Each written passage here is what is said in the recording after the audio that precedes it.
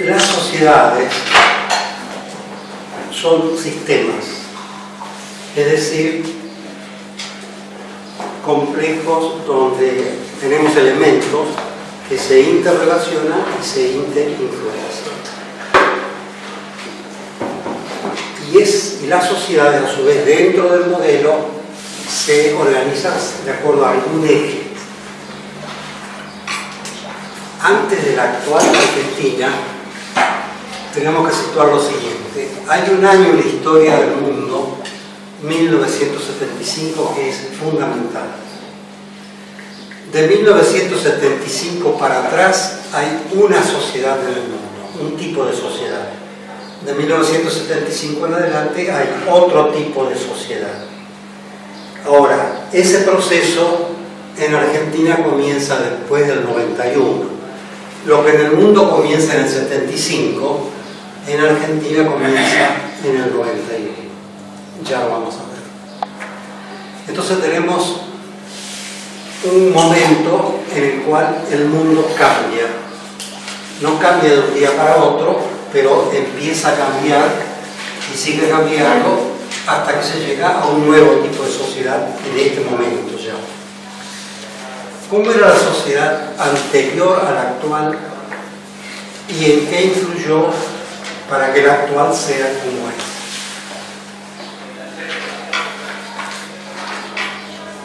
Hay dos modelos. El modelo de la modernidad, que comienza con la Revolución Industrial, Revolución Política Francesa, y termina simbólicamente en 1975, que es el modelo de la modernidad, la sociedad moderna. Y a partir de ahí empieza a surgir otro modelo, que es el de la sociedad informacional. Esta sociedad, la moderna, se basa en ciertas cosas: el surgimiento del capitalismo industrial, del Estado Nacional, de la democracia, del constitucionalismo en el mundo, de una tecnología mecánica y de una sociedad incluyente. La sociedad que comienza a surgir en el 75, ya vamos a ver más en detalle los elementos, es donde triunfa no ya el Estado Nacional, sino que el Estado Nacional es desplazado por la globalización. La industria es suplantada por la postindustria o lo postindustrial y aparece la posmodernidad. Esta sociedad se caracteriza por el individualismo,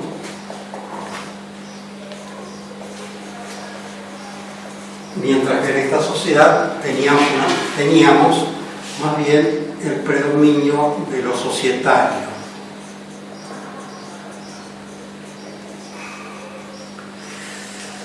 ¿Cuáles eran los valores de esta sociedad que nos antecedió? Y reitero, en Argentina recién después del 91, en el mundo a partir del 75. ¿Cuáles eran los valores de este modelo? ¿Cuáles son los valores de este modelo, dentro del cual estamos viviendo nosotros? En este modelo, el de la modernidad, los valores, los escribí acá de antemano para ganar un poco de tiempo, eran el orden y el progreso, fundamentales. Orden y progreso. Tan importante que la bandera de Brasil tiene escrita orden y progreso, responde a esta sociedad. Esa bandera del siglo XIX de Brasil, si mal no recuerdo, de 1898.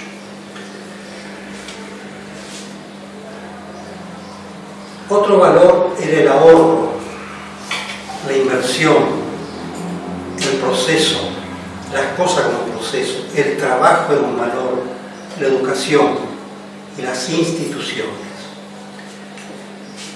Tomando estos elementos, estos valores, esta sociedad es una sociedad donde surge el sistema capitalista, el capitalismo industrial. Hoy tenemos predominando el capitalismo comercial especulativo, el que está en las bases de la crisis de Grecia, de España, de Italia, de Portugal, que está afectando inclusive a Estados Unidos. surgimiento de un capitalismo industrial junto con el surgimiento del Estado Nacional, basado en la democracia y en el surgimiento de constituciones escritas, donde aparecen por primera vez los derechos y deberes del Estado y del ciudadano. Para atrás tenemos el Estado absolutista, donde el que gobernaba decidía todo, no había derechos individuales.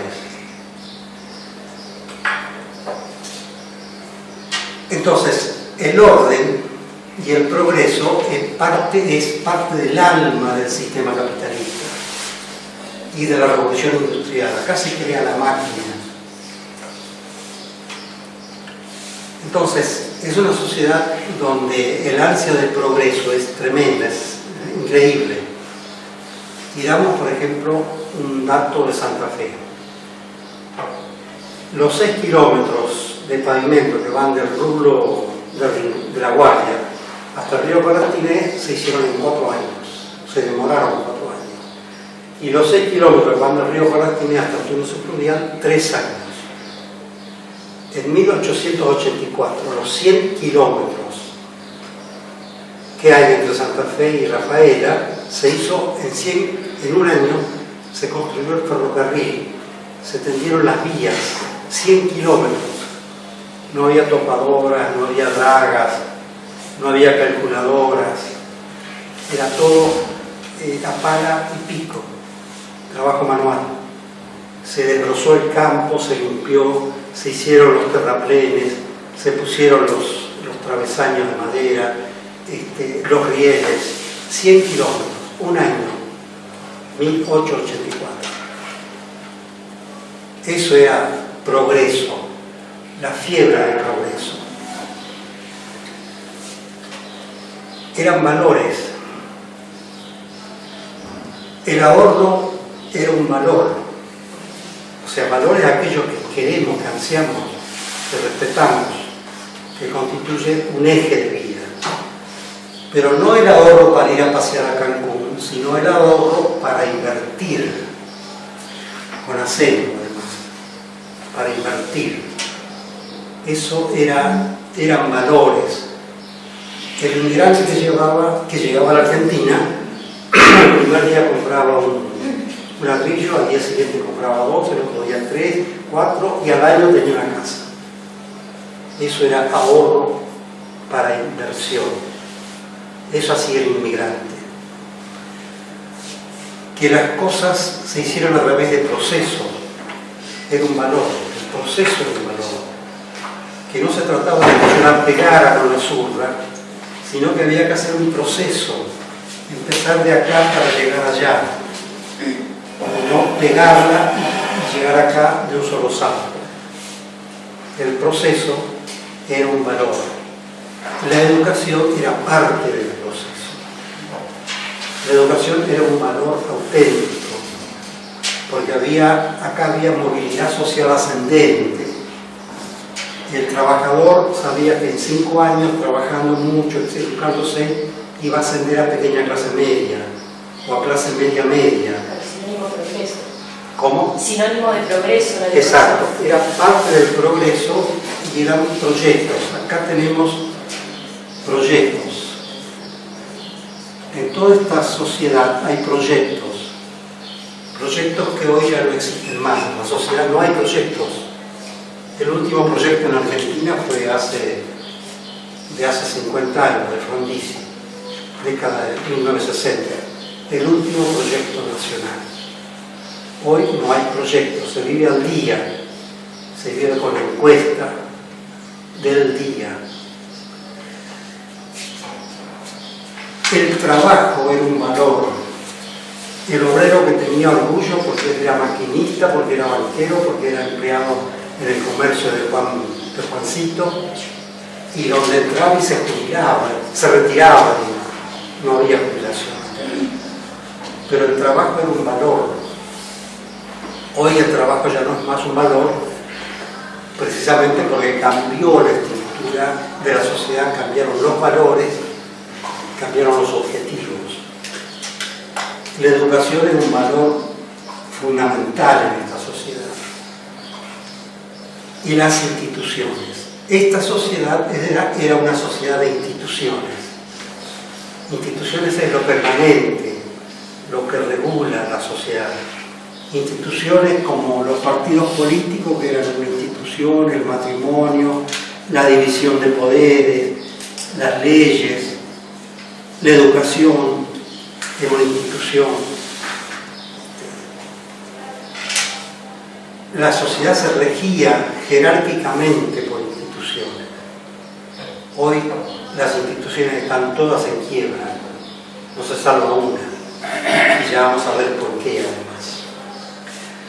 Y había proyectos individuales y sociales. La gente tenía proyectos. Hoy día, a lo mejor el 10% de los jóvenes tiene proyectos. Si no, vive al día, se vive al día. Estos son los valores de esta sociedad, que se termina más o menos en el 75. Insisto que son fechas. Si uno va al noroeste argentino, esta sociedad todavía está vigente en gran medida. Pero en toda la región pampeana argentina, esta sociedad desapareció.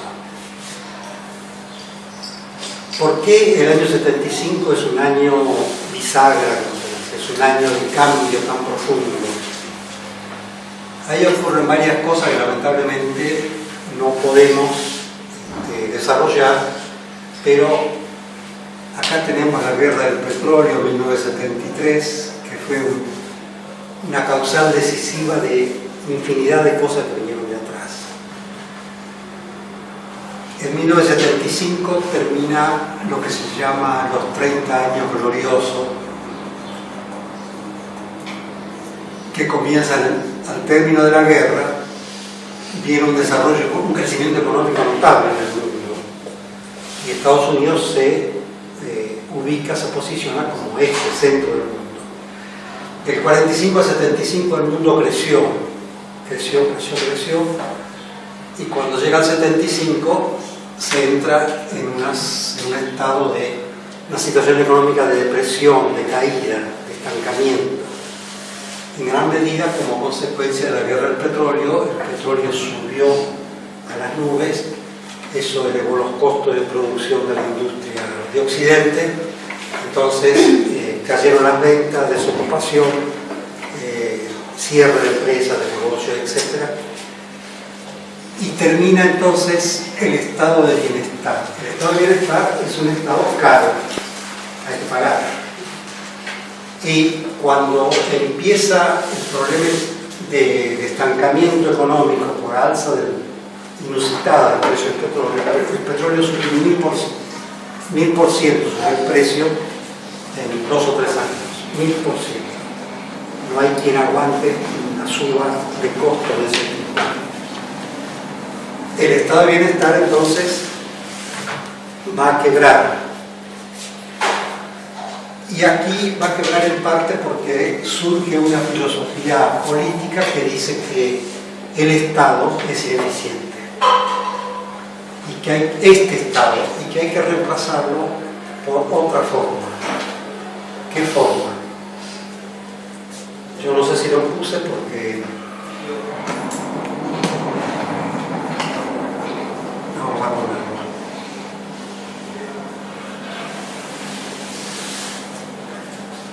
Tratadistas dicen el Estado que tenemos es ineficiente, es costoso, no podemos seguir con esta organización.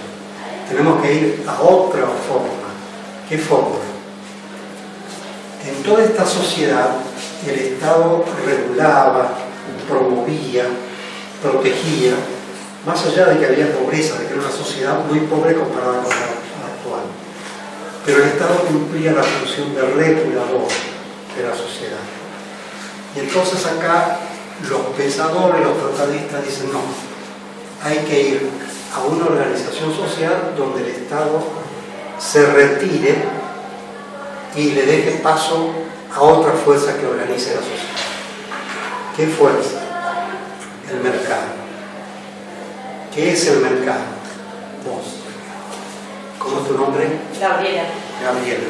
¿Qué es el Estado? El mercado. El mercado, y con un sector que regula la actividad económica. Si vos vas al mercado de abasto, allá, mercado de abasto. ¿Por qué es mercado de abasto? Porque ofrece cierta ¿Qué haces ahí vos? Comprar. Comprás y y vendés. Vender, depende en qué lugar te O posicionas. sea, podés comprar y podés vender. El mercado es donde se compra y se vende. El mercado es el mercadito de la esquina, es la panadería, la heladería, el supermercado, es donde se compra y se vende, donde actúa la ley de la oferta y la demanda.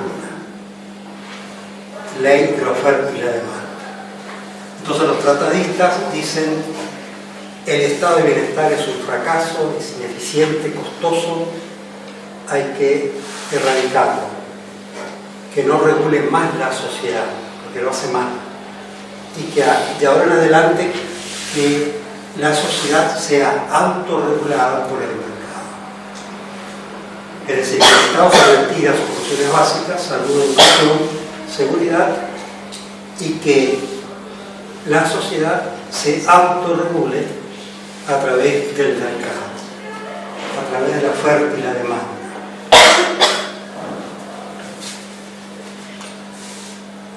Y eso es lo que pasó. Pasó oficialmente un poco después, ya lo vamos a ver, pero aquí se impone esa idea.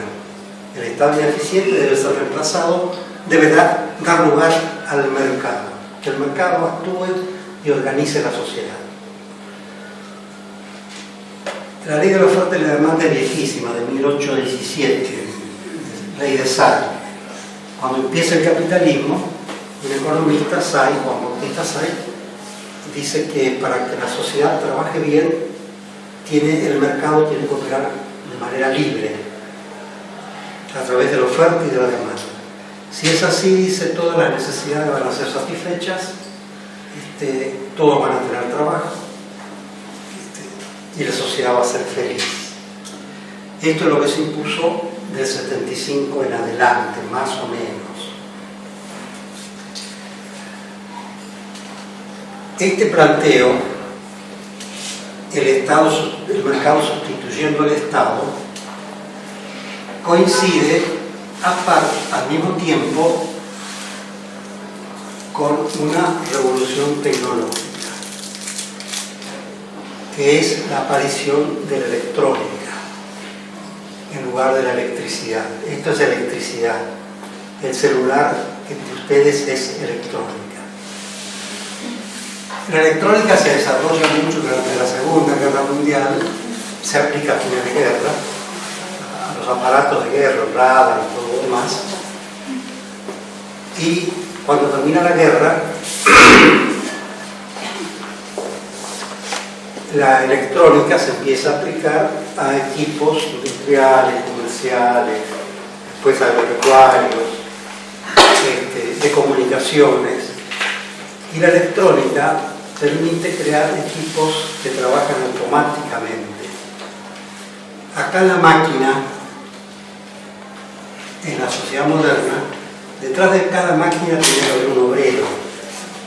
La máquina estaba, pero no trabajaba sola. Un obrero tenía que manejarla. Y si yo en mi fábrica tenía 3 turnos, por cada máquina tenía 3 obreros para cubrir las 24 horas. Eso hacía que no hubiera desocupación, y en épocas normales, fuera de las crisis, no había desocupación. En 1988, en Argentina todavía teníamos un 2,2% de desocupación. 2,2%. Estábamos acá, estábamos en tecnología mecánica. La electrónica que se desarrolla durante la Segunda Guerra Mundial comienza a aplicarse a equipos de producción, equipos industriales, comercio, bancos, etc. Y esta tecnología automatizada se expande sobre todo después de la guerra del petróleo, porque como el petróleo sube mucho, trabajan más a fondo con la electrónica y el automático para reemplazar el petróleo como fuente de movimiento de energía. Inclusive después se va a llegar a robótica.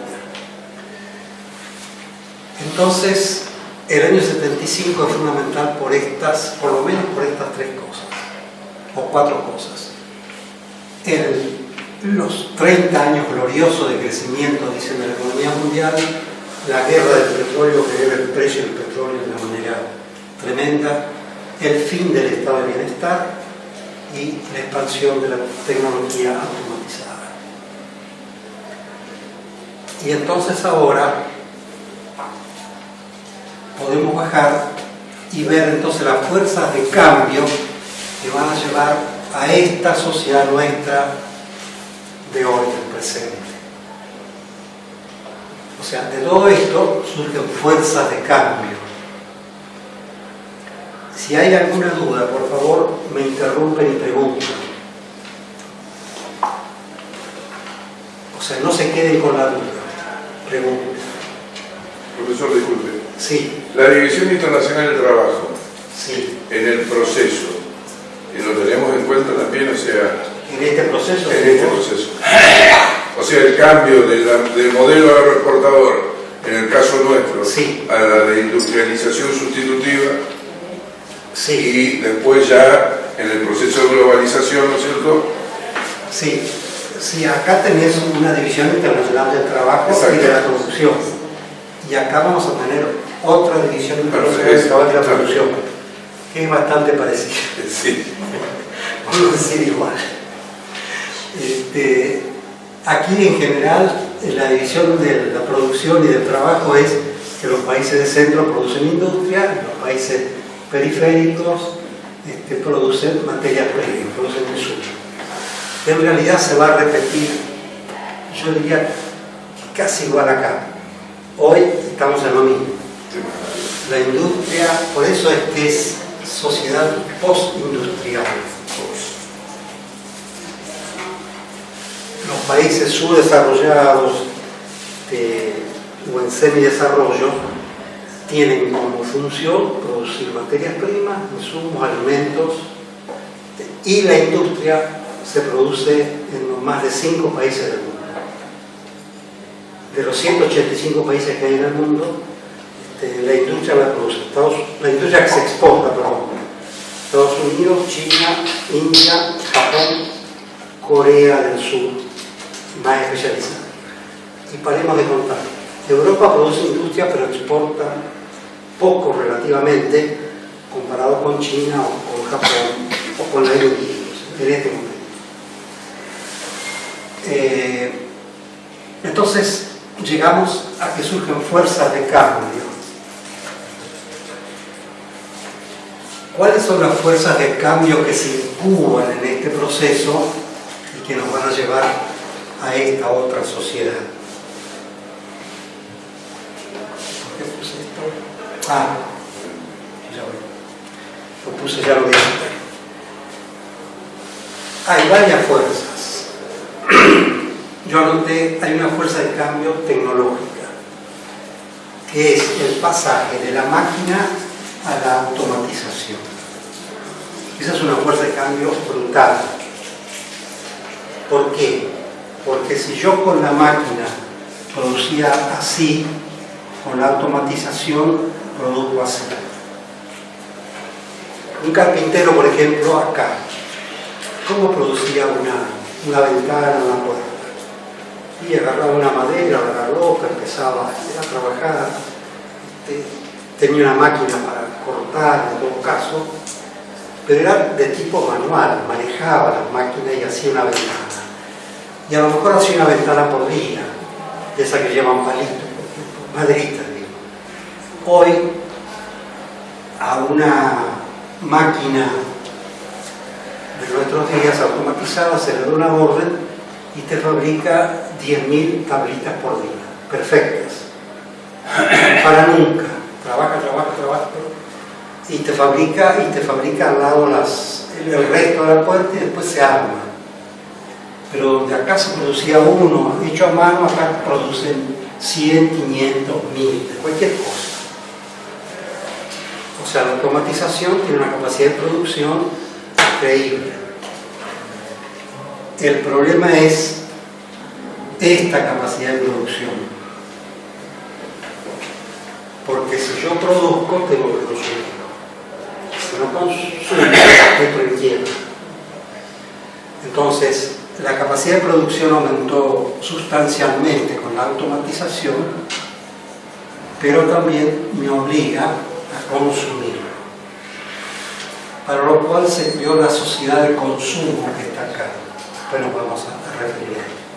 Se crea la sociedad de consumo. Inclusive se crea un aparatito que se llama TV, que genera publicidad, y esa publicidad me crea necesidades secundarias, y esas necesidades secundarias me llevan a consumir lo que no necesito, pero que el sistema todos los días está diciendo que lo consumo. O sea, se crean necesidades secundarias de consumo. ¿A través de qué? De la TV, que es un producto de la electrónica. Sin TV no habría sociedad globalizada. No habría quien consumiera lo que se produce. Siempre me acuerdo de una revista, la revista Crisis, que tenía un dibujo, eran 3 o 4 así, varias mujeres en la cuna, varias collas, con sus sombreros, su poncho, conversando. Y se ven muchas casitas, no hay un solo árbol, un solo yuyo, y todas las casitas con la antena de televisión. Y entonces una le pregunta a otra, son 3 o 4 conversando, ¿te arreglaron el televisor? No, dice, hace un mes que lo tengo descompuesto. Las cosas que te perdiste de necesitar. Esa es la televisión. Bueno, entonces el sistema tecnológico es una fuerza en cambio que incrementa sustancialmente la capacidad de producción, pero esa producción hay que consumirla. Por eso vamos a ir a la sociedad de consumo, a la publicidad que te obliga a consumir. Hasta decirle a un chico que no le vas a comprar lo que él vio en la televisión, te rompe la casa. O a cualquier persona que no use las zapatillas que salieron en la televisión, que es el último grito de la misma. Hay una fuerza tecnológica de cambio que acá no existía prácticamente y se aplica acá. Hay una fuerza económica porque nace la globalización. ¿Qué es la globalización?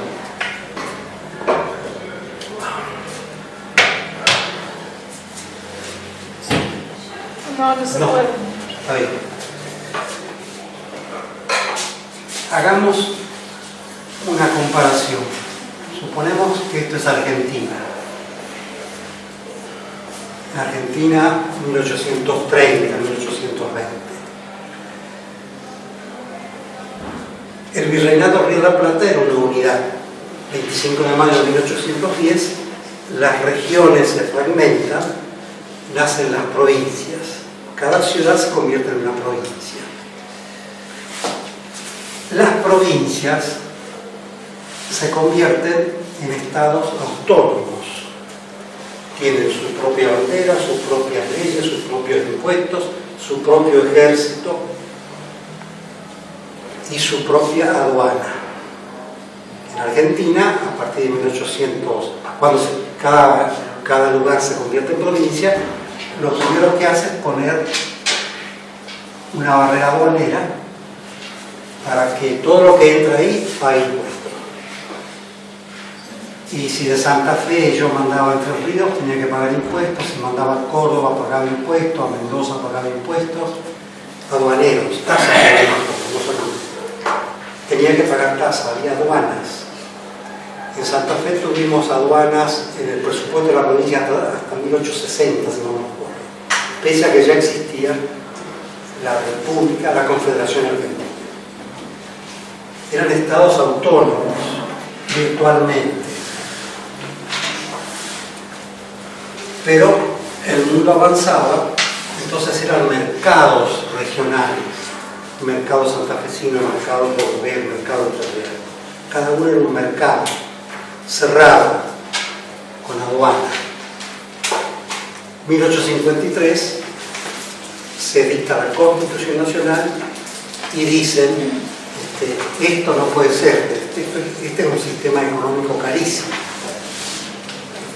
son mercados pequeños, hagamos un mercado nacional, creemos un país, hagamos un país y hagamos un mercado nacional de producción y consumo. Entonces, Constitución del 53, se eliminan las aduanas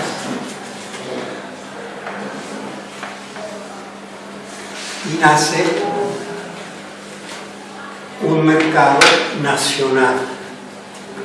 De mercado provincial se pasa a mercado nacional, que al ser más grande permite producir más a menor costo y vender más sin pagar impuestos, como el proyecto del Mercosur acá entre 4 países. Entonces, esto permitió la ampliación de la economía nacional, porque a la par ya iba entrando el ferrocarril y después se va a expandir el ferrocarril. ¿Qué es la globalización? Es lo mismo que pasó en Argentina, pero ahora llevado a nivel mundial. Yo tenía países, 185 países en el mundo, y en 1989 pasó algo relacionado con esta tecnología automatizada, con la tecnología automatizada. Porque al surgir los equipos industriales automatizados, la capacidad de producción de un mercado nacional, si lo supongamos Alemania o Estados Unidos o Japón, cuando trabajaba con lo mecánico, con máquinas manuales, supongamos que tenía una capacidad de producción 100 y había una demanda 100. Entonces había equilibrio, supongamos. Cuando pongo equipos automatizados, llevo mi capacidad de producción a 1000 y la demanda es 100. Entonces hay un excedente de producción. Se produce, con la tecnología automatizada, se produce más de lo que se demanda, de lo que el mercado nacional puede absorber. ¿Qué hacen entonces los dirigentes del mundo? Los del centro, las grandes potencias. Buscan importar. Dicen lo mismo que dijeron los dirigentes argentinos en 1853. Hagamos un mercado mundial y listo, arreglado. O sea, superemos los mercados nacionales y hagamos un mercado mundial. Entonces vendemos en el mundo. La globalización es la mundialización de la economía. Mundialización de la economía. Es crear un mercado de producción y consumo mundial.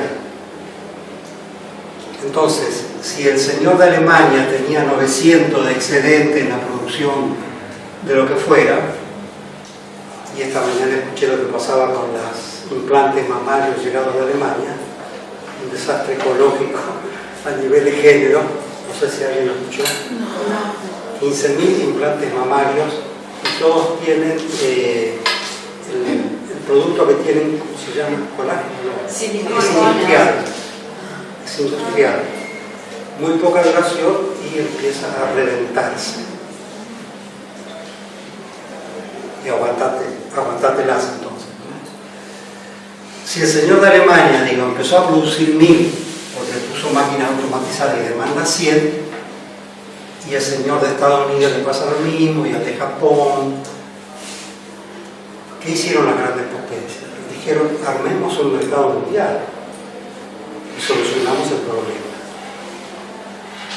Antes de armar el mercado mundial, por de pronto, lo primero que hicieron es llevar filiales de sus empresas a los países del mundo.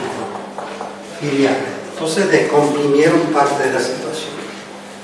Pero después no hicieron eso. Porque los estados nacionales que todavía seguían rigiendo ponían trabas aduaneras, ponían impuestos, tasas altas, prohibían el ingreso. La República Argentina, hasta que Menem dictó la ley de convertibilidad, 1 de abril del 91, el gobierno manejaba la política aduanera. Y decía, esto entra, esto no entra, pero no como lo hace Moreno ahora, sino legalmente. Decía, esto no entra. O esto entra, pero paga un 500% de tasa. Y esto entra y no paga nada porque lo necesitamos. El Estado Nacional manejaba la política comercial, la política bancaria, la política crediticia, todo manejaba o regulaba. Entonces no bastaba a veces con poner filiales, porque a veces los gobiernos tenían la mala costumbre de poner trabas o de anteponer intereses nacionales a los de la empresa, a los de la gran corporación. Entonces, en cierto momento dijeron, hay que crear un mercado mundial, sí o sí. Y eso es lo que hicieron. No sé si quedó claro esto, pero si no quedó claro, en 1989 las 7 potencias mayores, los 7 grandes, firmaron un acuerdo entre ellos que se llama Consenso de Washington. Y en ese consenso, que no tiene ningún valor legal, pero tiene el peso del poder de las 7 grandes potencias, dijeron, a partir de hoy, el que quiera recibir créditos, seguir recibiendo créditos del sistema financiero nuestro, tiene que adoptar los principios del Consenso de Washington, y si no, no recibe nada. Como los países, sobre todo subdesarrollados, estaban endeudados ya, muy endeudados, y seguían pidiendo dinero, entonces empezaron a aceptar el Consenso de Washington. Y el Consenso de Washington dice, por ejemplo, primer principio, las economías nacionales deben abrirse a la competencia mundial. Hay que eliminar las protecciones aduaneras. Y si no eliminan las protecciones aduaneras, no hay préstamos, no hay créditos. O sea, había que competir. Lo competitivo se vuelve un valor de esta sociedad. Competir a nivel global, a nivel individual.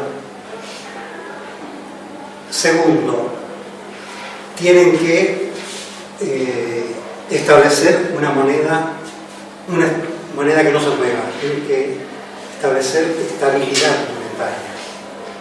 ¿Para qué estabilidad monetaria? O sea,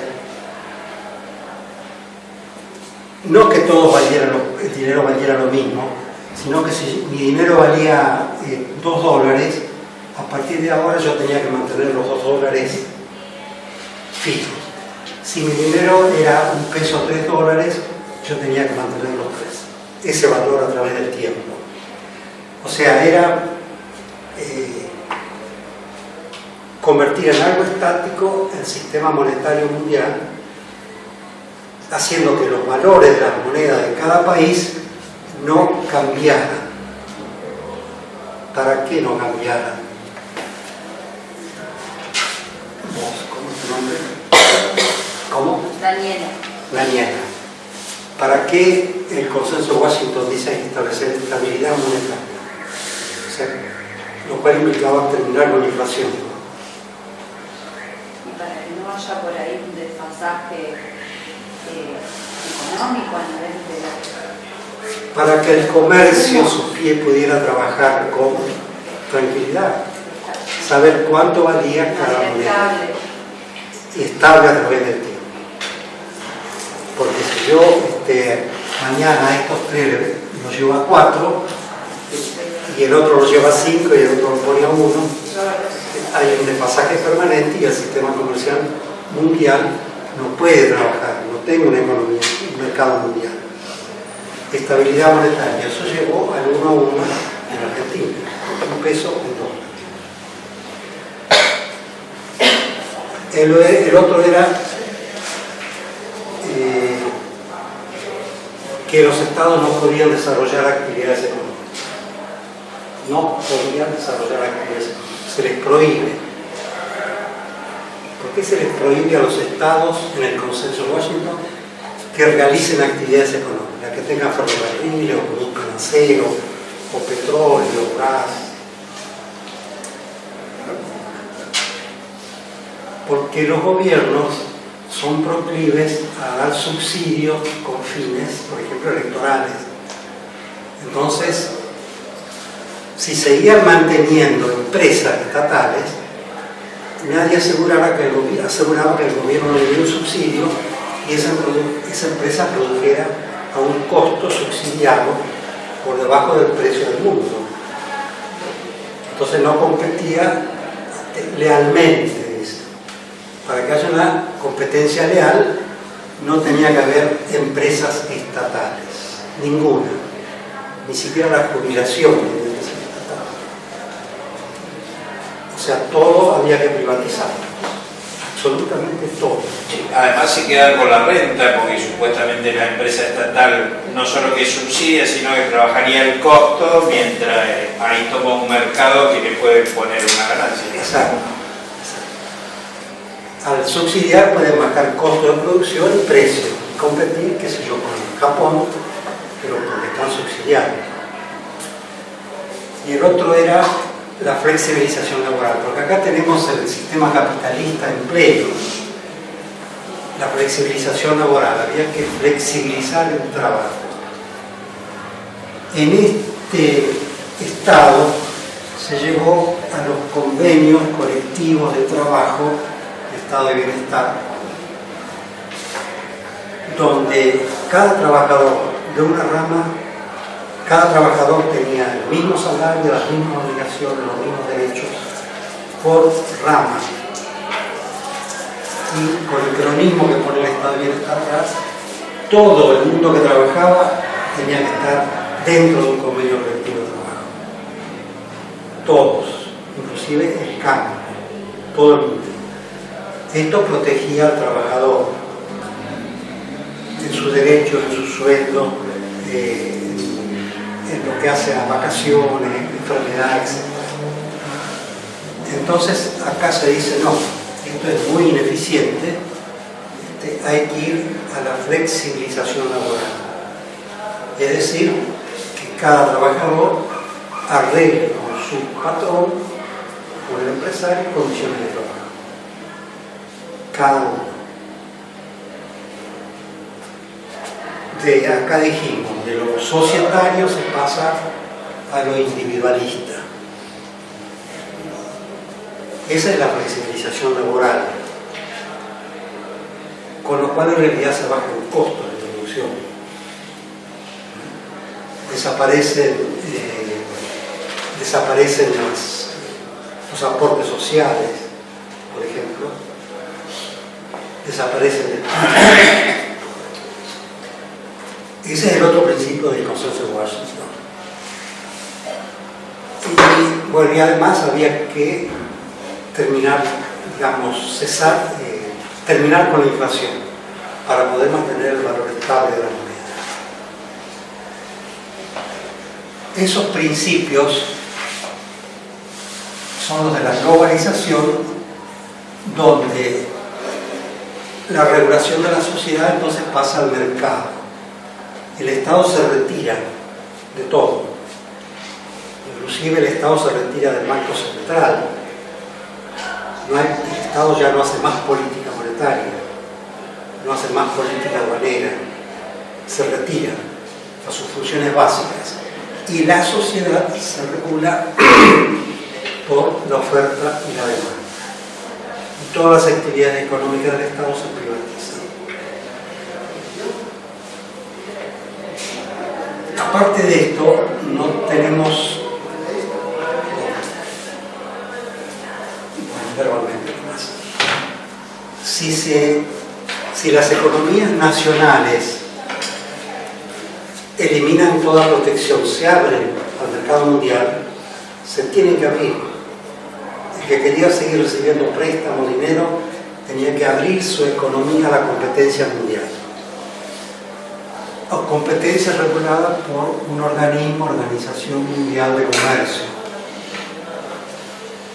que dice no pueden cobrar más del 16% de tasa aduanera a lo que entra. Eso es lo máximo que se puede cobrar. Antes el Estado decía voy a cobrar 500% de este perfume porque es suntuario y yo no quiero que entre, porque si entra que lo pague el que tiene mucho dinero. Ahora la Organización Mundial de Comercio dice, señor, usted no puede cobrar más del 16%.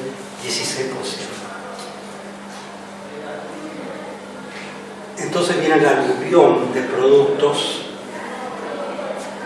a cada país. Los comercios, los supermercados se llenan de productos importados.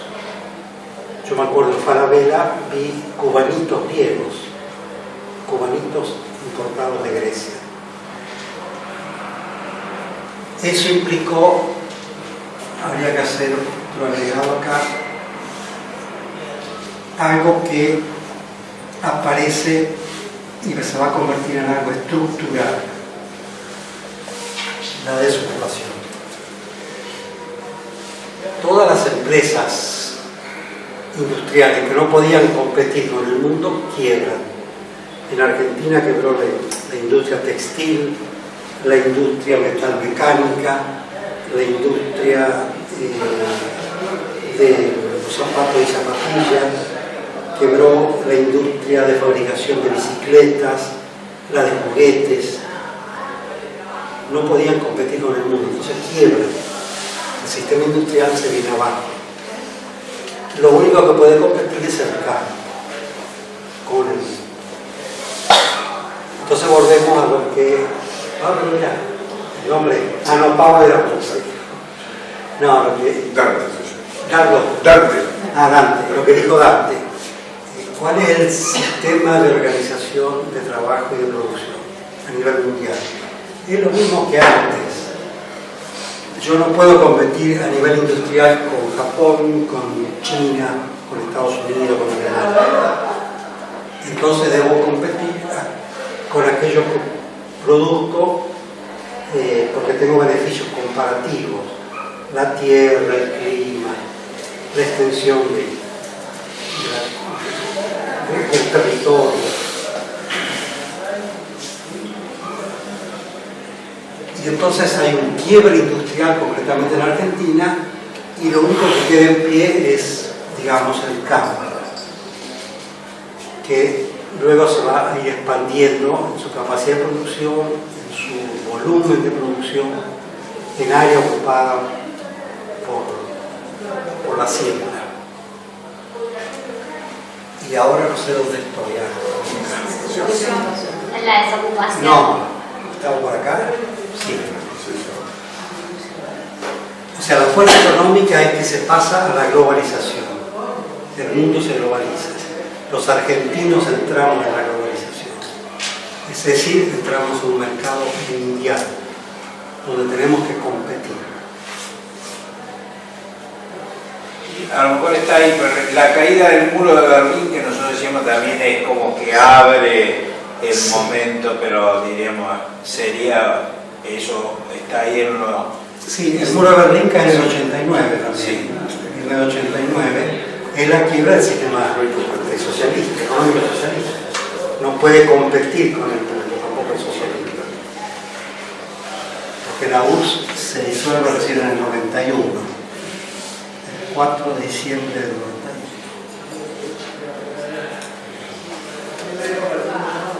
Bueno, Esta apertura de la economía en función del primer principio del consenso de Washington y de una tecnología automatizada va a generar desocupación, que es algo que aparece en magnitud, en el caso, ya vamos entrando a la Argentina, que aparece ya como muy importante en la Argentina, y no se va a ir más, y no se va a ir más. O sea, un 2,2% de desocupación que teníamos en el 82, llegamos hasta el 21% y estamos en 8% estructural, es estructural, más un 9% de subocupación, lo que nos da un 17%. Hoy en la Argentina, cifras estadísticas oficiales, hay 2.700.000 trabajadores entre desocupados y subocupados. 2.700.000.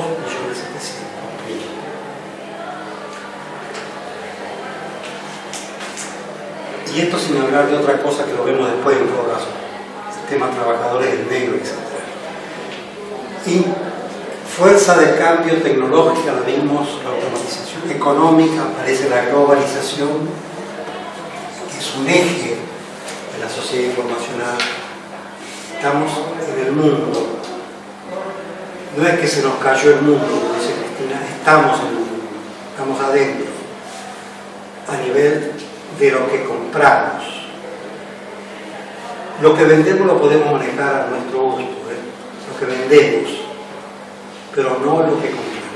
Lo que compramos está regido por la Organización Mundial de Comercio, por estas tasas. Yo no puedo impedir que entren productos pagando eso, o con algún artilugio administrativo, como ha hecho Moreno, demorar 45 días, 90 días el ingreso del producto, pero no más de eso. ¿Cuál es la fuerza de cambio institucional? Quiebran las instituciones, quiebran las instituciones. ¿Y por qué en general quiebran las instituciones? Y acá tiene mucho que ver lo tecnológico. La automatización significa una capacidad de cambio a una velocidad enorme. Históricamente nunca se ha tenido tanta velocidad de cambio a raíz de la existencia de la automatización. La tecnología cambia a gran velocidad y las instituciones cambian muy lentamente. No se adecuan a los cambios tecnológicos. Y cuando yo digo cambio tecnológico, digo cambio laboral, demanda laboral, digo cambio de producción, cambio a lo mejor en el sistema financiero, cambios culturales a través de la TV que permanentemente me está creando nuevos valores, nuevas necesidades. Entonces se produce un desfasaje entre la velocidad de cambio de la tecnología automatizada y las instituciones que son lentas. Y entonces pasa lo siguiente. Acá viene este fenómeno.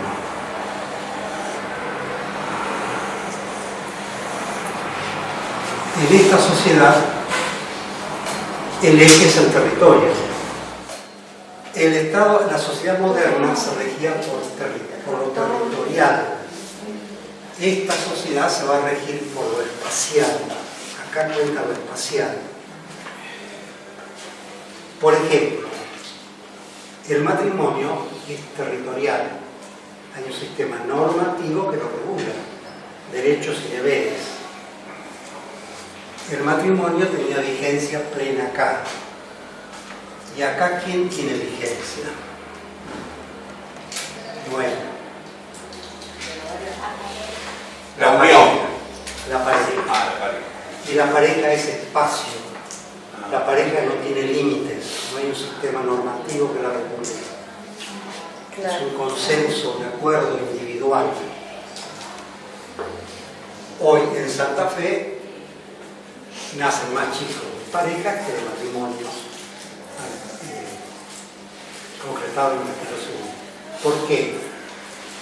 Porque hemos pasado a una sociedad donde lo que predomina es el espacio, lo espacial. Y eso espacial va a regir para la pareja, como ejemplo, va a regir para el comercio internacional, para todo. Todo se vuelve espacial.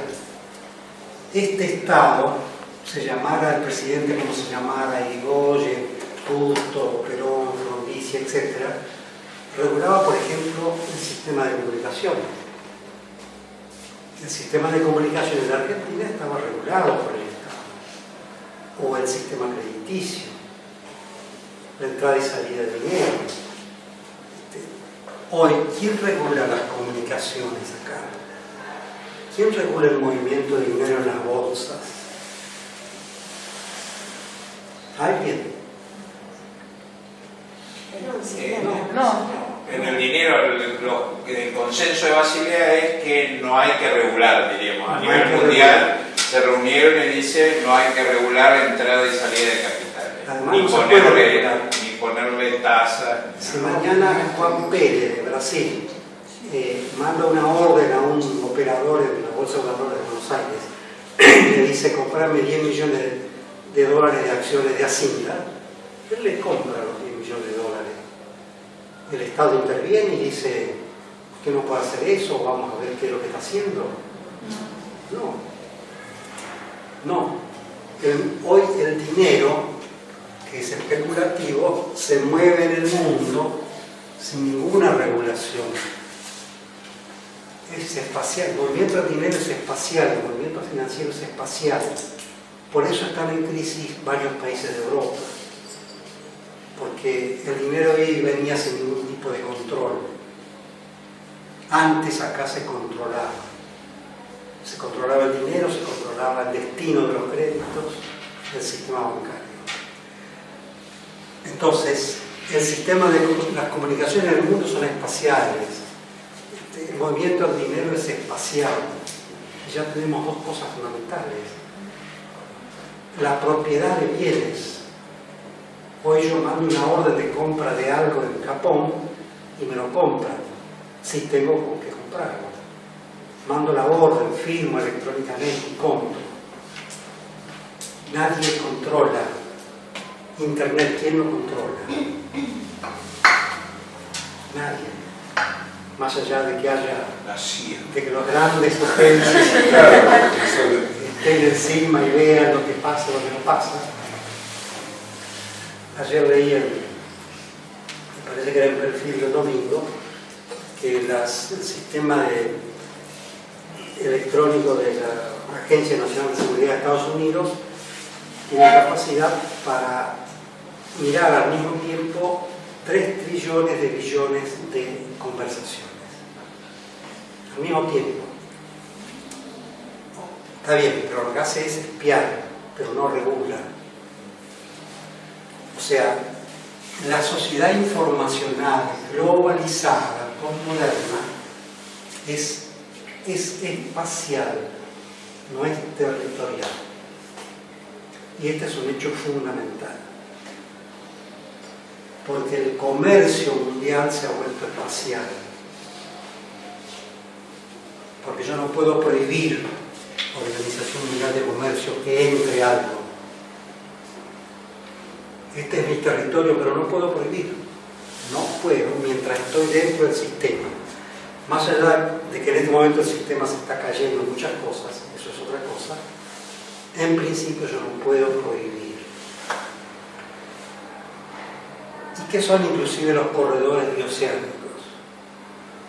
Son algo de esta naturaleza. El sistema mundial exige que el comercio pueda transitar por el mundo sin trabas. ¿Qué son los corredores bioceánicos que nacen en San Pablo, pasan por Argentina, van a Chile y nadie abre el camión a ver qué hay adentro? O llegan productos a Valparaíso o Antofagasta de Filipinas, de la India, de China, de donde sea, y bajan en Chile, pasan por Argentina, van a Brasil o van a Paraguay o a Uruguay. Espacio.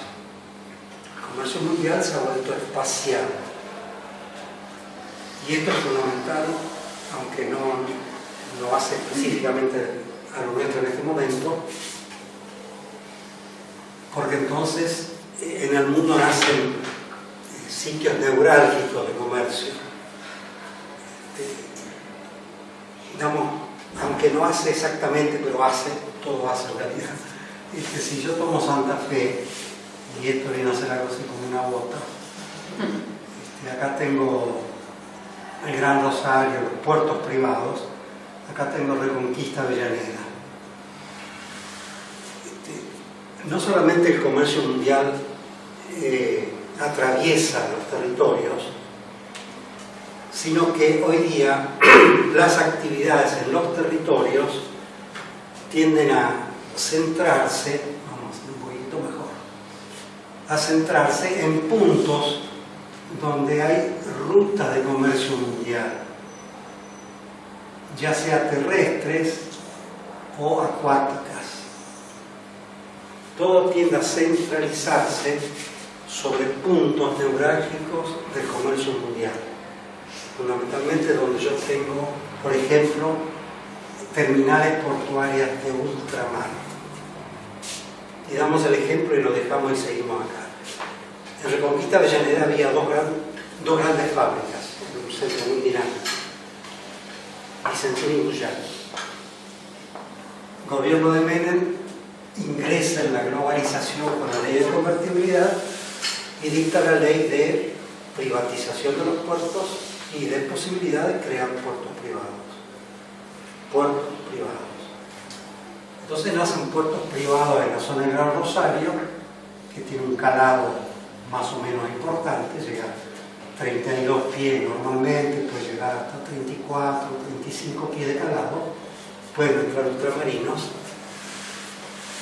Vicentín y Bullati, las dos grandes fábricas, Vicentín tenía 1.200 obreros, Bullati 600 o 500 más o menos, llevaron sus fábricas acá, donde está la terminal portuaria, donde hay grandes rutas de tránsito para unir con el resto de la Argentina. Y entonces, ¿por qué lo hicieron? Por estos cambios. Entonces, Reconquista Avellaneda, acá quedaron una pequeña porción de Bullati y otra de Vicentín. Perdieron espacialmente esa fuerza de trabajo, de producción, de pago de impuestos, de transporte. Se vinieron acá. Y acá, en este lugar, tienden a concentrarse todos los exportadores. O sea, ustedes ven cómo esto altera el norte santafesino, concretamente el departamento General Obligado, le sacó fuerza, le sacó energías, porque ahora en un sistema mundial de comercio donde surgen líneas de tránsito en el espacio donde más conviene, donde hay puertos de ultramar, donde hay grandes carreteras de transporte, las fuerzas tienden a concentrarse en ese punto. Y años después, en el 2004-2005, se hizo un corredor bioceánico que venía de San Pablo y va a Jujuy y Antofagasta, que pasa por Resistencia. En Avellaneda había 5 desmotadoras. Una quebró, quedaron 4. 3 se fueron y se radicaron acá, sobre la ruta, sobre el corredor bioceánico. Acá quedó una sola en Avellaneda, una sola desmotadora, que es una cooperativa.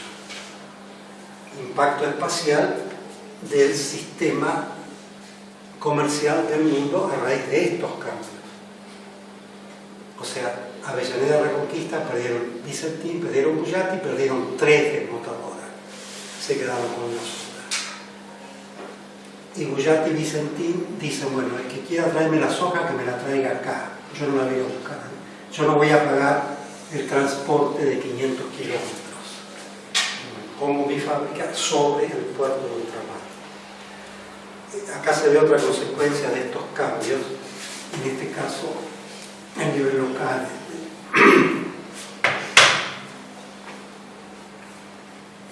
Bueno, otra fuerza, entonces las instituciones quiebran. Quiebra el matrimonio, quiebra la división de poderes, quiebran los partidos políticos. ¿Por qué quiebra el Congreso? ¿Por qué quiebran los partidos políticos? Antes, no hace demasiado tiempo, cuando alguien tenía un problema iba al diputado del lugar y le pedía que se lo solucione. Hoy, alguien va a la casa del diputado a pedirle. Nadie va. En todo caso va a la TV.